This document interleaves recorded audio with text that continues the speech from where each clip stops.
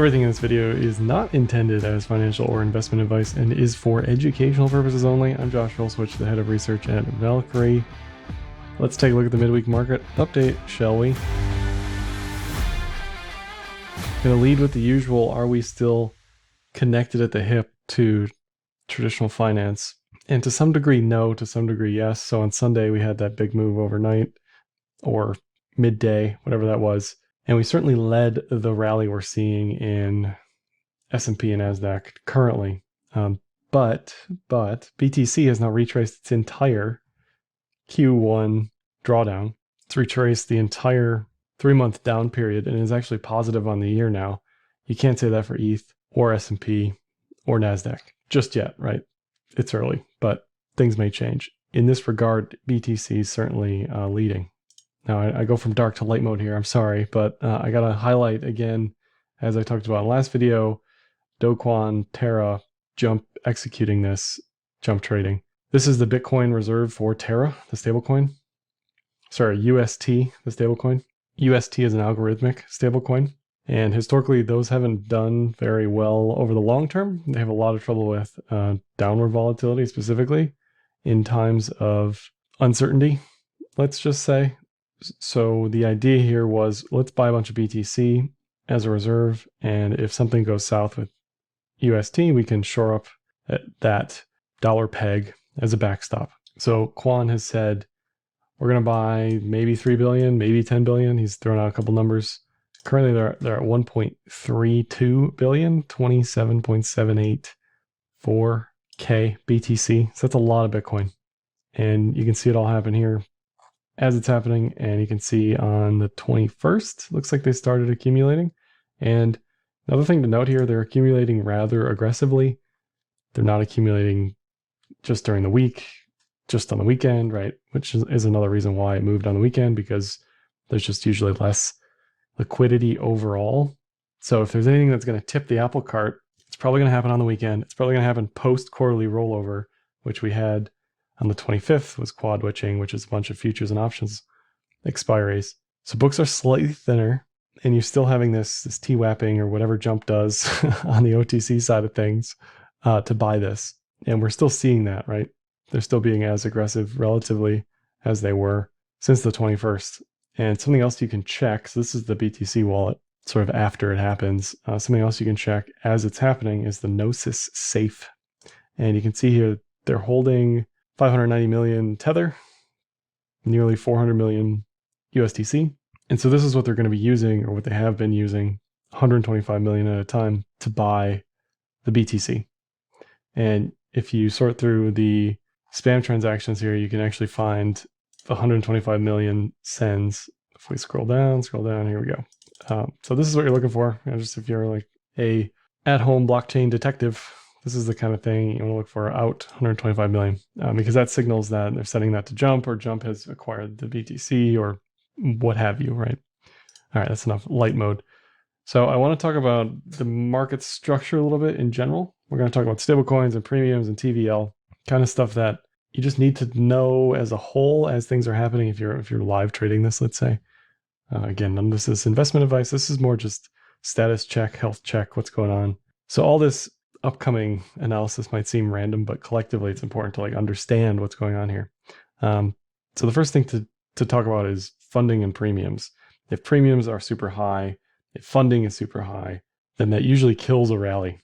This is actually the difference between Coinbase and Bitfinex, and this says that Coinbase is actually leading here. Now, before USDC was a thing, and it was basically just cash versus Tether, this was a really good proxy for retail onboarding or cash onboarding versus Tether-driven price action. This is all the way back since 2017, and this doesn't look like much, right? It's $11 difference. It's going to be arbed out eventually. This is all arbed out eventually, but you can see in periods of bearishness, let's say, versus periods of bullishness, this arb gets rather wide, and Coinbase is generally leading Bitfinex. Again, it's just something on the periphery to watch, to pay attention to. Because usually at bubble highs, right, then we see this just complete blowout of Coinbase leading everything, because their book tends to get thin at the top a little bit if they don't have market makers involved up there. But it's just something to just side thing to look at. I want to talk about Luna a little bit as well, because obviously with the Luna stuff going on, it hit an all-time high today. I have nothing else to say about it other than nothing else hit an all-time high today. So that's good to know. Certainly getting a lot of attention. It's bouncing off the 200-day moving average, or bounced off the 200-day moving average early in the year. Not even overbought on RSI yet. Trend looks fine as far as that's concerned. And that was log, by the way. This is off log. And in January 2021, it was basically less than a penny. And now it's a 110, right? Welcome to crypto. And in connection with this Terra stablecoin UST narrative going on is also the stablecoin net exchange flow. We still continue to see outflows from exchanges.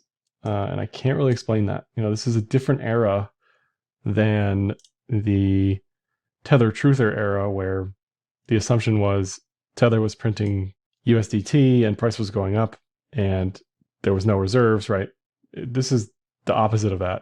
We're seeing contractions in stablecoin flows, yet price continues to rise. So that is a bit unusual. I don't have an explanation for this specifically. I'm just going to keep watching it and seeing what's going on there. We can also look at Tether price versus USD. Again, just a little check-in, see how everybody's doing.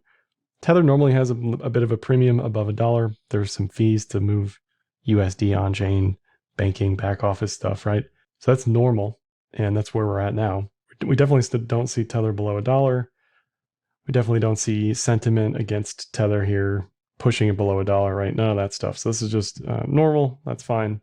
TVL as well. Again, I know I'm bouncing around, but Terra TVL is at an all-time high, along with Terra, the blockchain token price, and global TVL, all TVL is almost at an all-time high. Curve cruising up there. Lido, which is the ETH staking contract maker, DAI, stablecoin, Aave, lending, uni, exchange, comp, lending. So what you'd expect to be up here is up here. Lending, exchanges, staking, that sort of thing. Nothing unusual by any regard. If we look at some on-chain data for BTC, don't know where to put myself. Transaction counts have been flat, muted. As price keeps increasing, you'll probably see transaction counts picking up a little bit, as is typically the case. I wouldn't expect an explosion in on-chain activity anytime soon, thanks to the Lightning Network. I can't quantify the number of transactions on the Lightning Network because they're bidirectional payment channels, and you can just send stuff back and forth. So it's hard to even know how many transactions are happening on the Lightning Network. But it does seem as though, as the Lightning Network has grown in capacity, we've seen this muted on-chain activity for Bitcoin, which makes sense. Fewer microtransactions on-chain. Active addresses also flat. To sort of check in, you don't want to see declines in active addresses when price is rising. That's never a good sign. You want to see either sustained on-chain activity or rising on-chain activity with price. BTC balances on exchanges. Again, you'd expect, so long as we're not at some crazy bubble high, you'd expect coins to either remain flat on exchanges, exchange reserves, or in this case, declining. So we're continuing to see a decline in Bitcoin exchange reserves, now mirroring 2018, right? This is an unprecedented multi-year drop in exchange reserves. So this is coins being scrolled away, putting coins on cold wallets. And my argument has always been, you don't send coins to an exchange unless you want to sell them. Now it's slightly different these days because there's lending and there's other things you can do with coins. But in aggregate, if big custodial institutional players are getting in, they're probably buying, taking it off the exchange, handling custody in some other way. So this is certainly more bullish than bearish in that regard. Some more market structure stuff. So this is short liquidations in USD from our friends over at Crypto Quant. And you can see over the past couple days, we had 240 odd million in short liquidations. Short liquidations will also help push price up. So there was a bit of a margin cascade to break 45. There was a lot of open interest defending 45K. And when that broke, we saw this liquidation party happen and continue to happen as we push up, right? Now, these people are betting against Do Kwon's buying frenzy, which is only pushing the price higher. Now, if he or Jump or whoever was a little less aggressive at accumulating the BTC, they wouldn't be pushing the price around as much, right? It's easier to accumulate on the way down than on the way up, definitely. So it's definitely an interesting strategy. We'll say that. But even still, these short liquidations haven't been at levels we saw pre-July, right? So we're just sort of trying to figure out what the expectation is here. Funding is flat. Liquidation's getting exciting, but not too crazy. You know, there's still some short fuel left to liquidate. Let's say we go higher. That's always something to watch for. If the long is a crowded trade and everybody who was short already got liquidated and funding is massively positive, meaning longs are paying shorts, then it's going to take the market more energy to push price higher in the near term. Here's another way to look at Coinbase Premium. Again, I just try to look at what's going on exchange versus exchange. This looks rather tame, right? There's no crazy outliers here as far as current premiums are concerned. We can also look at the Korea premium, previously known as the kimchi premium. You may have heard of that. Also actually deeply negative here. So US exchanges are leading. Korean exchanges, by the looks of it, or non-Korean exchanges are leading Korean exchanges. And again, you don't want to see funding premiums. You don't want to see any of this stuff massively elevated early on in a rally. Just a general health check. Here's funding. This is perpetuals from Viewbase. Funding mainly flat here, 0.01%, negative on a few coins. But in general, nothing looks out of whack, right? We don't need some equilibrium to kick in to fix open interest right now. Things look okay. Now that's going to change if price goes higher, but this is something to watch, something I'm watching pretty closely. Here's another illustration of that from CryptoQuant on a day-by-day basis. Again, you can see when we were last here price-wise, funding was incredibly positive. It was extremely high, 0.01 or higher.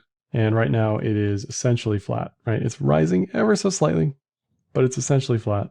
So it would certainly be easier to be bearish if coming into this price action, this price level, we were flipping funding immediately. Premiums were high, right? I keep saying this, but these are just something to watch for going forward. Zooming way out on the 2-year MA, we look completely fine. Price-wise, we're still well within these bands or these channels. However you want to think about this, this is the 2-year MA in the green, 5x that in the red. Gives you a good idea of oversold, overbought. We're certainly closer to oversold than overbought. And just generally, you're seeing this uptrend continue. We didn't fall off the table at 34K just yet. So there is a chance at staying well within this 2021 range, right? Still in the range, still within this massive pitchfork range, hitting some resistance at this yearly pivot, which is just based on the highs and lows of the previous year. Just math. They print January 1st and don't change the entire year. And it's just telling you, here's resistance because we're below it, right? Here's support, here's resistance, which is essentially all-time high retest. It's also the midline of the pitchfork, so it wouldn't be out of the question. Should we return there sometime this year, right? It doesn't give you necessarily an exact timing component, but it just says, hey, if we continue this rate of change, we're probably going to be maintaining this midline most of the time. And if we move on over to the ascending triangle, which broke up rather early, in general, chart patterns, most of them break when they're about 3/4 full or greater. Now, I think we broke up early because of Terra and BTC. I think there's a clear cause and effect relationship there, but we were still holding this bullish bias the entire time because that's what the chart pattern suggests. So we're above the 45K resistance now. We're above the 200-day EMA. Like I said, we're at that yearly pivot, whereas also at some volume profile area, high volume profile area, high volume profile node, however you want to think about that. Again, if you're below it, it's resistance. If you're above it, it's support. This tells you there was a lot of supply and demand going on in this area, very similar to 48K. Along with the chart pattern, there's associated projections or targets connected with them based on the depth of the chart pattern. So all you're really doing is measuring the depth, projecting it forward, in this case, to the top side. That gives you a range between 52 and 55. Something else to watch for as we get overbought on momentum oscillators like RSI is watching for a bearish divergence, meaning a higher high in price, lower high in RSI. Not saying this will happen. You know, this is purely conjecture, just what to look for. And if you want to know what it should look like, what a bearish divergence should look like, look no further than early 2021. You had a series of higher highs on a series of lower lows on momentum. So it just says the market's getting tired, weak. There's not a lot of energy to get us up there. What I don't like just sitting here now is watching volume not perk up yet. Volume really hasn't perked up yet. If anything, it's a bit of a declining volume profile still. So just sitting here, there's a bit of a bearish divergence on low time frames, but still a massive win for the ascending triangle and being above the 200-day moving average. Moving on to ETH real quick. Week over week, not much has changed for ETH on chain-wise. Transactions still relatively flat. Fees rising a little bit with some NFT minting, but this looks fine overall. Again, you don't want declining on-chain activity with a rising price. That's a type of bearish divergence in its own. Active addresses also perking up there over the past week. Something that's great to see. You want to see a type of on-chain activity that's either transactions or active addresses. It really doesn't have to be deeper than that. Now, we can dig way deeper than that, but ultimately, this is typically good enough as an indicator of what's going on with the chain itself. And just like BTC, if we look at the exchange balances, just continue to dwindle. Now, again, as TVL rises, right, on ETH, you'd expect, because there's ETH elsewhere, there's ETH sitting on all these contracts nearly at all-time highs. As this continues to grow, you'd expect exchange balances to decline.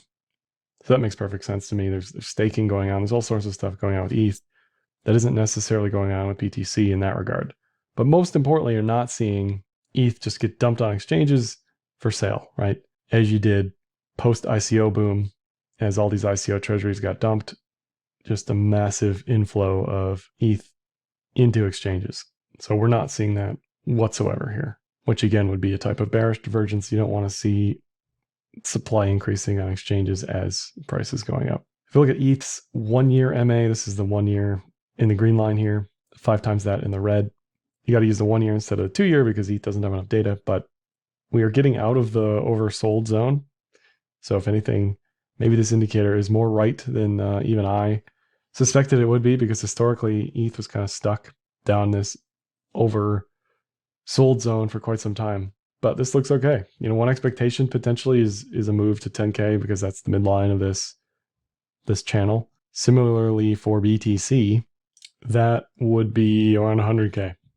So I'm not making a call or prediction. I'm just saying, look, based on the math of this indicator, which has been decent at showing you support resist levels, and certainly not any time in the near term. I mean, this is mega long-term view, but those are good levels to watch going forward in the next, 24 months, let's say. ETH, much like BTC, breaking up out of a triangle, had this cloud move through the cloud above the 200-day moving average. Everything you'd expect to see on a bullish move. Projections somewhere between 4 and 4.5 as far as measuring this out. Survived the lows, survived everything, survived the hawkish Fed, which I didn't really mention yet, but that's certainly a massive headwind that we're going to be dealing with the entire year, 2022, maybe into 2023, as they're raising rates over and over, as inflation is still extremely high and probably higher than the 7.9 CPI print most recently. So I think that's going to be the story to watch. With the Fed being hawkish, with rates rising, can crypto in general maintain a bullish course? I think everybody's thinking about that and watching that very closely. ETH BTC also has this Adam and Eve chart pattern, expecting this to go higher. Like I said last week, ETH doing rather well off that merge news, getting closer to proof of stake on the mainnet. Is that enough to push this up higher against BTC right now? I don't know. But if I was just trading the pattern, I'd say sure, right? I'd watch for this at 0.73, and that would be the projected target. So that's all I have for this one. What did I miss? Let me know in the comments below. Like, dislike, comment, share, subscribe, and happy trading.